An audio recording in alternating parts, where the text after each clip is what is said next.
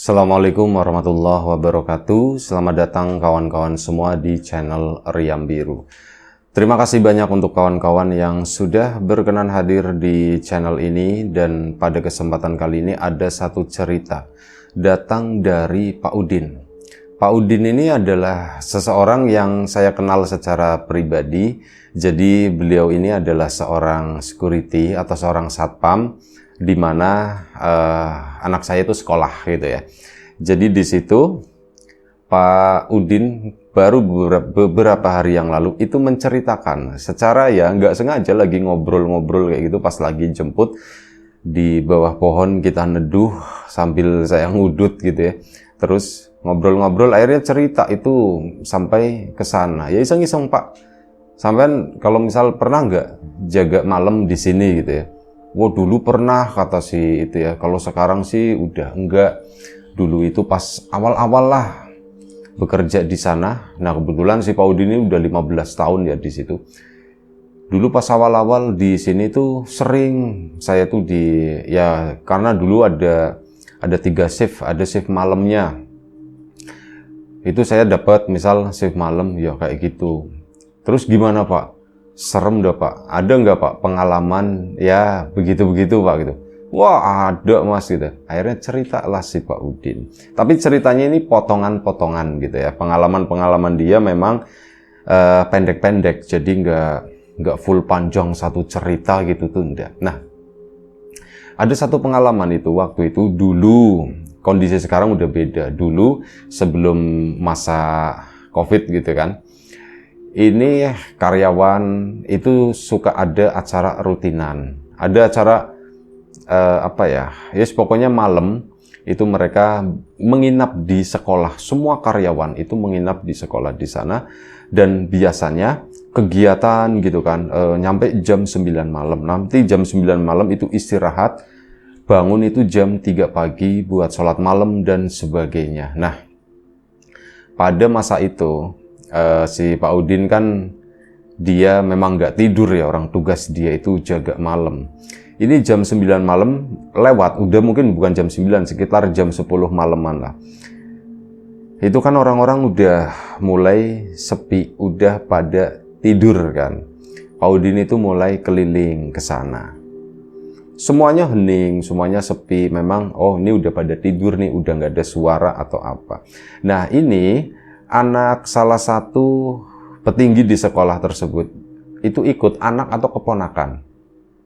Jadi usianya memang masih kecil, sekitar 8 tahunan lah, anak laki-laki.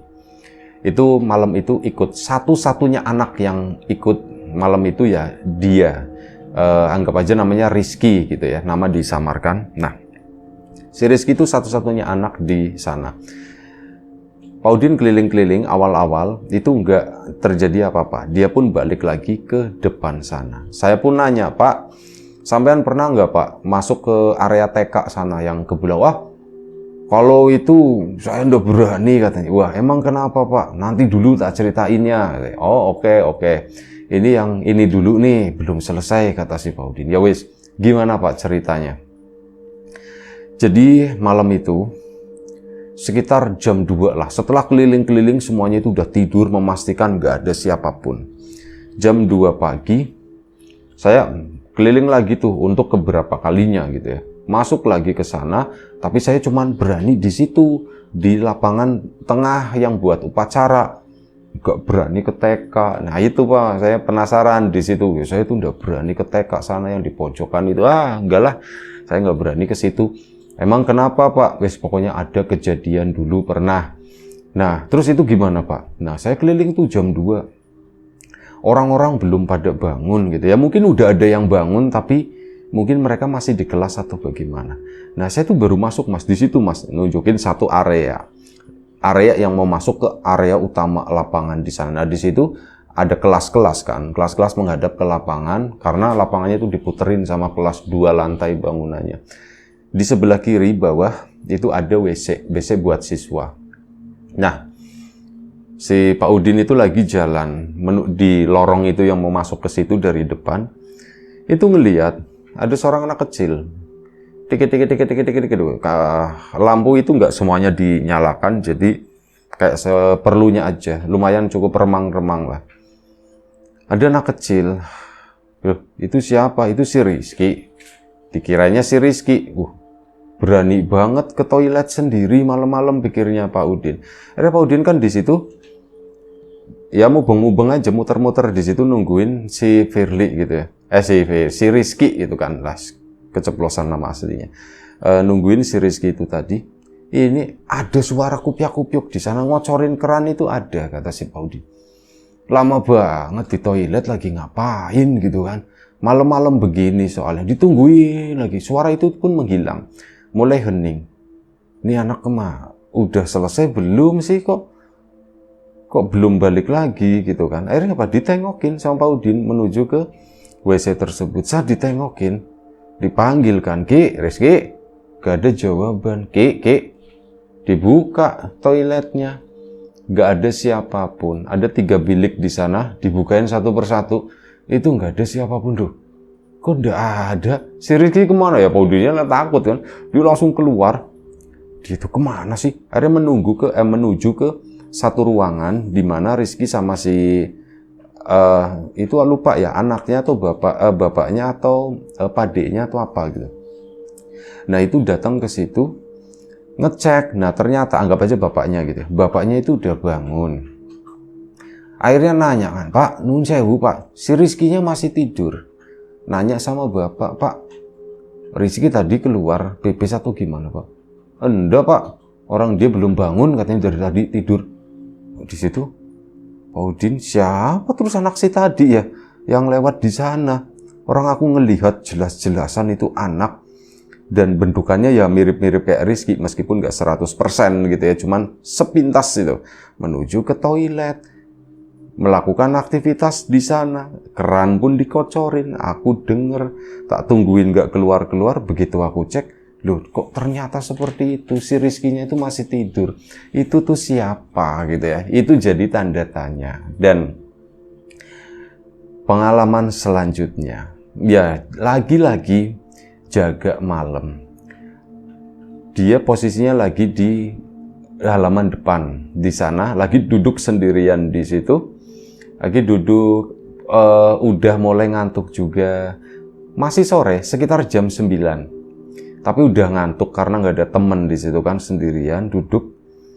Tiba-tiba ada orang lewat di depannya Pak Udin. Kondisi gerbang itu udah dikunci. Pak Udin bangun begini. Orang itu siapa ya? Bentukannya itu kayak guru perempuan, kayak ibu guru semacam itu, kayak seorang ustazah gitu, pakai kerudung, pakai seragam. Itu lewat di depan Pak Udin, ke sana menuju ke pintu utama. Pintu utama udah dikunci kan, kecuali Pak Udin mau keliling baru dibukain. Nah itu kan posisinya terkunci. Dia kan lagi duduk di depan di situ, di pos satpamnya. Itu siapa ya ke sana? Terus apa? Pak Udin kan keluar mau nyamperin, Bu nyari siapa? Dia tuh nggak kepikiran kalau gerbang juga dikunci. Ke sana mau nyamperin, Bu nyari siapa? Malam-malam gitu kan. Mau ditanyain seperti itu, si ibu tadi itu udah terlanjur deket sama pintu kaca. Begitu deket pintu kaca, itu selep masuk ke dalam.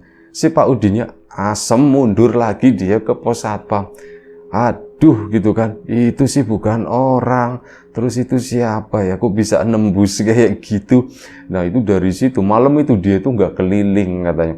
Aku nggak berani keliling, lu saya bayangin aja kalau misal aku keliling, terus tiba-tiba aku papasan sama si itu gimana gitu kan.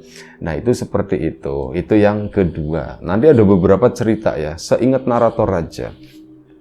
Pengalaman selanjutnya, itu ya di dekat pintu tadi yang ibu masuk, ke sana sebelah kanan itu ada tangga naik ke lantai 2. Dia lagi duduk, biasa duduk di depan di sana, ini lagi shift malam lagi, tapi beda hari ya.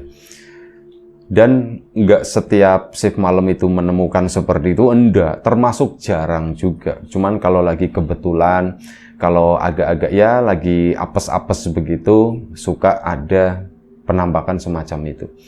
Nah, ini dia lagi duduk di situ. Seperti biasa jam 12, aku mau keliling.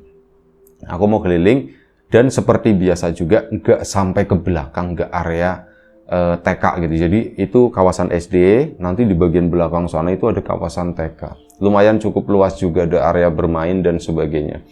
Nah, Pak Udin nggak berani kalau malam ke situ. Dia kan keliling seperti biasa menuju ke ruang tengah, ke lapangan tengah ke sana.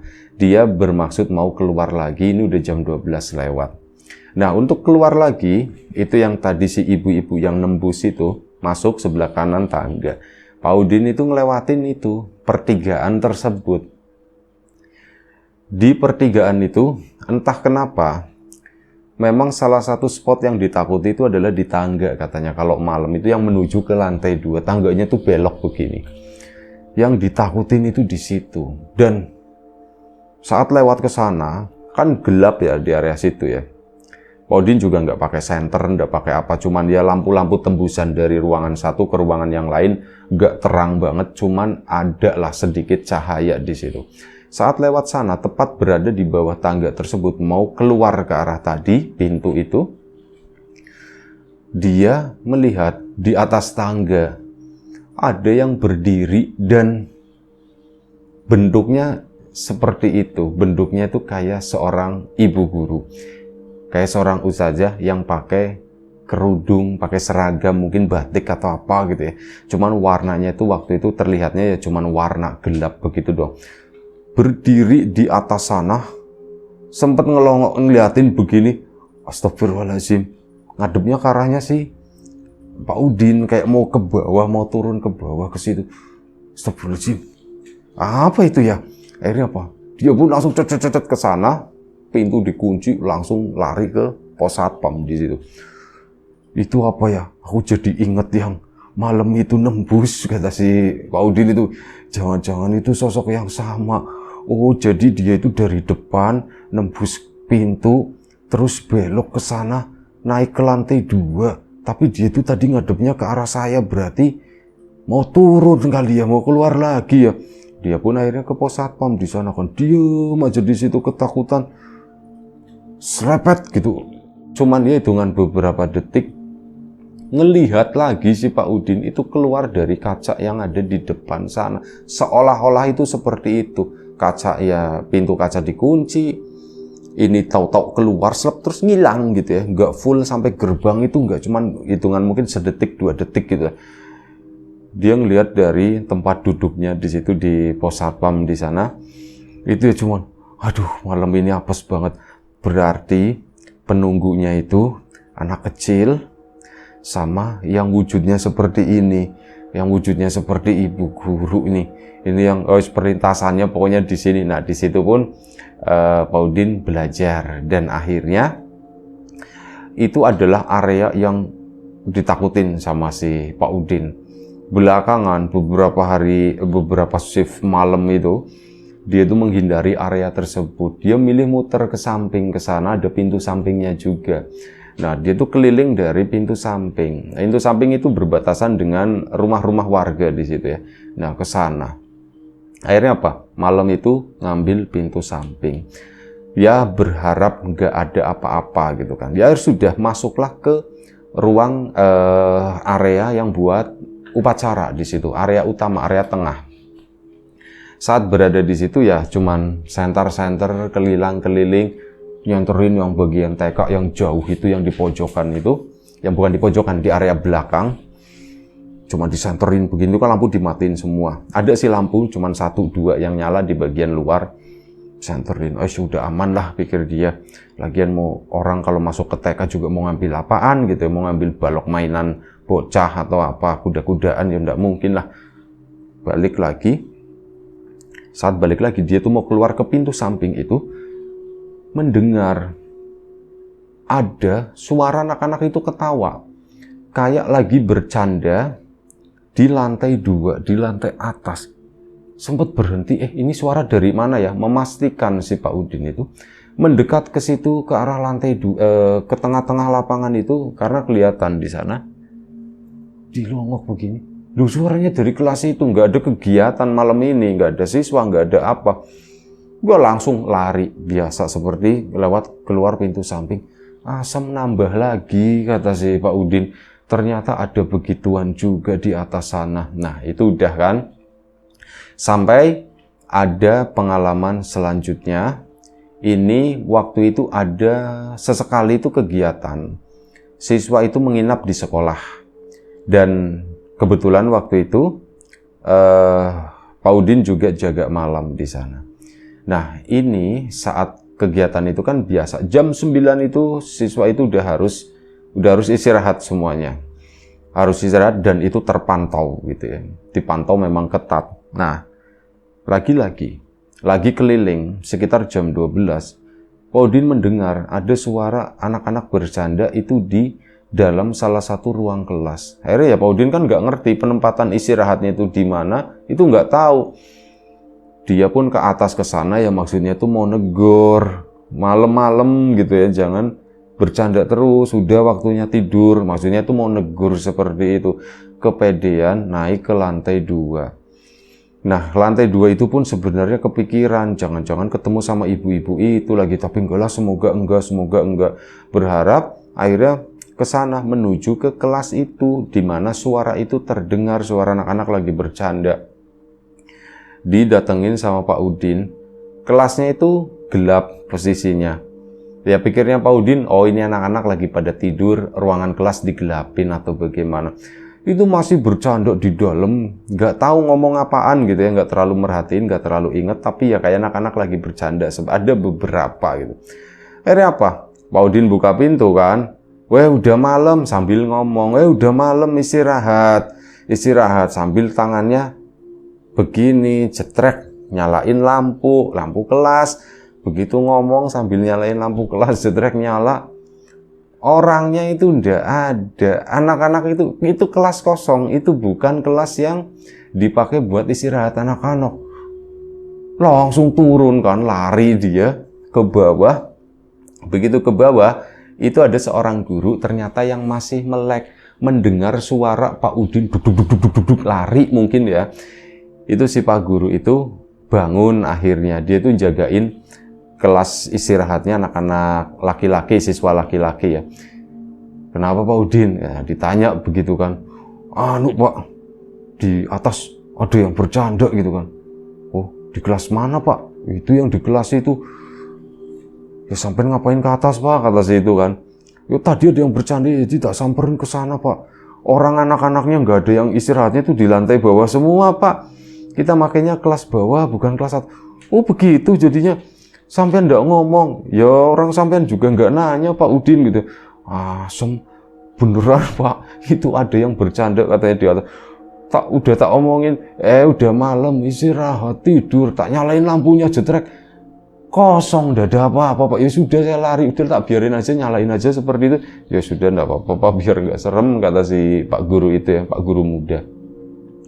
Akhirnya udah malam itu pun selesai dan pengalaman terakhir Pak Udin itu di TK sana. Jadi pas awal-awal banget bekerja di sana, waktu itu ada beberapa security dan ya lagi-lagi shift malam gitu kan.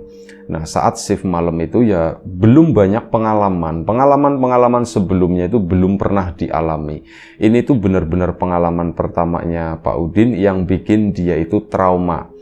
Memang saat kesana itu sudah merasakan aku itu kalau malam ya, kalau siang udah biasa aja, rame soalnya banyak bocah gitu kan, ada ratusan di situ.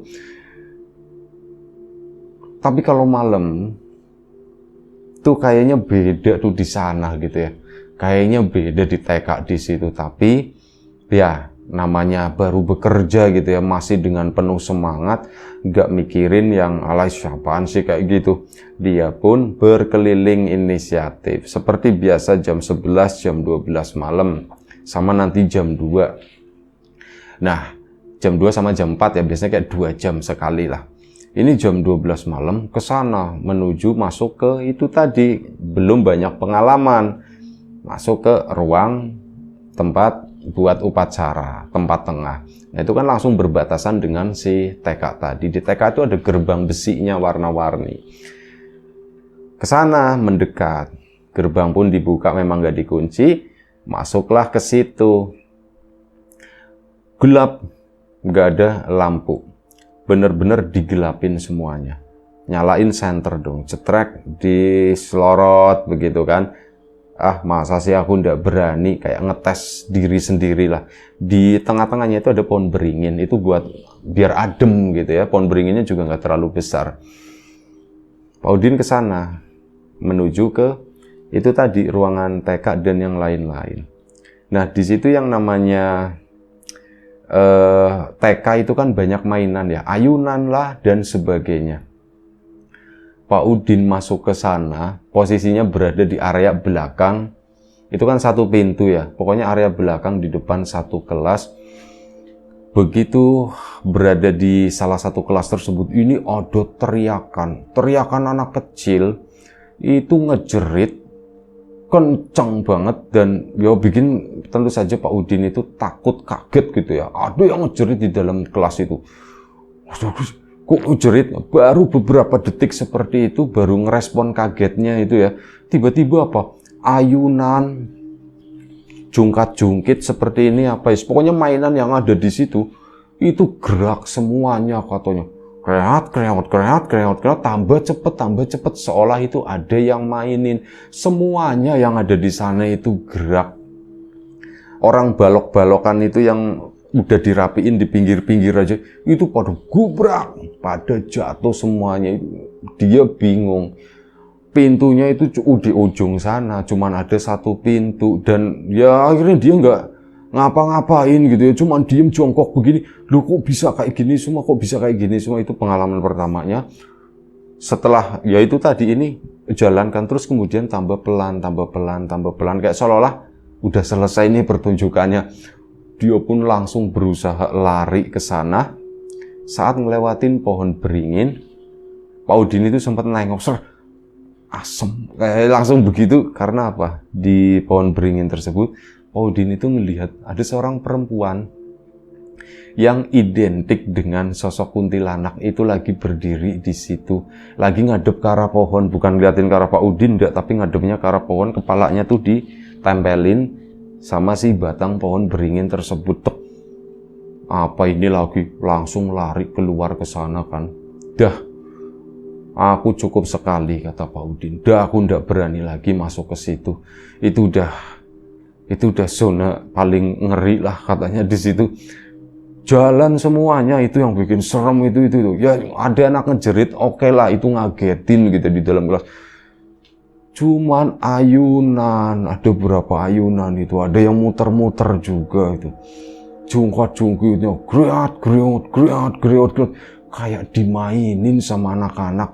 Siapa yang nggak ngeper ngelihat seperti itu? Kayak gitu tuh, balok-balokan yang ada di samping saya itu dilemparin, kayak ditumpahin begitu aja ya. Dan akhirnya sudah, Pak Udin kan keluar ke sana. Ini mikir aku harus bikin laporan nih. Soalnya itu balok-balokan itu kan jadi berantakan gitu ya. Bukan saya pelakunya, tapi semalam itu ada yang begini. Cuman kalau misal aku bikin laporan seperti itu gimana ya? Tapi ya orang memang kayak gitu, aku tuh nggak berani masuk ke sana lagi. Sudahlah. Nah, pagi-pagi akhirnya, itu kan malam itu udah trauma ya. Dia tuh nggak berani kemana-mana, bener-bener cuman ngumpet di pos satpam. Jadi sekali-kali keluar ke situ, cuman nengok-nengok doang. Tapi nengok-nengok pun ada rasa takut, barangkali jangan-jangan gitu kan. Nah, keesokan paginya, pagi-pagi banget lah, udah mulai lumayan cukup terang, sekitar jam 6, masuklah ke sana. Karyawan yang lain itu udah pada datang, bagian cleaning service kayak gitu itu udah mulai pada datang ke situ. Pak Udin pun ke sana, ke belakang, ngeberesin itu tadi. Ngeberesin balok-balokan. Cuman ya pagi itu memang hawanya itu udah beda, udah seger, udah enak. Nggak semengerikan saat malam hari. Saat malam itu dirapikan, ya akhirnya sudah. Pak Udin itu nggak perlu bikin laporan karena berantakan atau apa gitu ya. Cuman si cleaning service-nya kan nanya, "Pak, kenapa Pak?" katanya. "Nggak tahu, semalam ada yang lemparin," kata si Pak Udin. Oh, jadi cuma obrolan doang sama cleaning service itu. Akhirnya sudah. Ya, pengalaman-pengalaman itu kemarin sempat diceritakan. meskipun nggak semua ya yang di ini, karena ada kemiripan-kemiripan gitu, jadi ya dipilih yang begitu-begitu aja lah. Semoga cerita dari Pak Udin ini bisa menghibur kawan-kawan semuanya. Terima kasih banyak Pak Udin atas ceritanya. Terima kasih juga untuk kawan-kawan yang sudah meluangkan waktu untuk mendengarkan, untuk menonton video di Riam Biru ini. Terima kasih. Baik, terima kasih banyak untuk kawan-kawan yang sudah, kawan-kawan subscriber ya, kawan-kawan membership, kawan-kawan yang udah kasih support dalam bentuk super thanks ke Riam Biru. Terima kasih banyak kawan-kawan yang udah ngasih like, udah nge-share ke yang lainnya, kawan-kawan yang udah ninggalin komentar juga, terima kasih banyak. Kawan-kawan yang sudah memesan bawang gorengnya biji, tentu saja terima kasih banyak. Yang belum sempat memesan, ditunggu pesanannya. Baik, yang sudah mampir di channel Lapak Horor, tentu saja terima kasih. Doa terbaik dari kami untuk kawan-kawan semua, semoga selalu diberi kemudahan dalam hal apapun, termasuk kemudahan dalam hal rizki, yang sakit segera diberi kesembuhan, yang sehat tetap dijaga kesehatannya. Baik, sampai jumpa di episode selanjutnya Riam Biru. Jaga kesehatan kawan-kawan semuanya. Assalamualaikum warahmatullahi wabarakatuh.